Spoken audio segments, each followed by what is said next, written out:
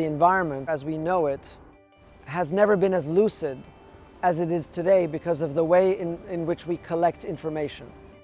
Our interventions in the Biennale emerged organically because we were thinking at the global scale, environmentally, the urban scale, as part of a larger ecology. We were thinking constructively about the detail and the materials that we use, the embodied energy that they encompass, and their relationship to the body itself. We ended up doing 3 projects.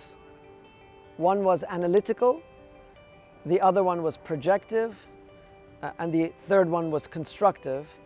And all 3 of these speak to each other in one way or another. Our response to the question of how we will live together is associated with the analytical, where we looked at the scale of the environment, at the geological, at the geographical, and analyzed the city of Isfahan, its relationship to the river, and the single decision to build a dam in the early 1970s, resulting in the construction of a desert. Understanding what the role of water is, not for only cities in the desert, but in many cities, the notion that you would rob it of its water, its fundamental right to a natural resource. So the entire study in the arsenale is dedicated to 4 scales and 4 typologies about how we live together in an alternative world. By densifying that which happens in the private realm and by expanding the programming and the funding that goes into the public realm. The project in the arsenale treats different morphologies of the city, looking at the rules and regulations that make buildings and cities what they are.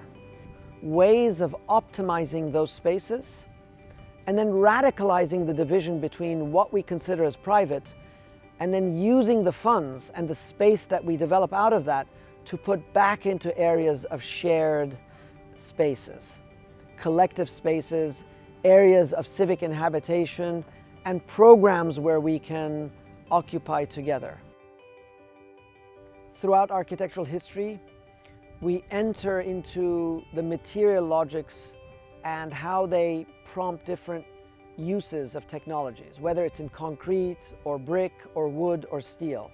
That is an embrace of hybrid systems in general. Some of the most inventive systems are understanding how the critical use of resources and dimensions go hand in hand, and the majority of them involve hybrid systems.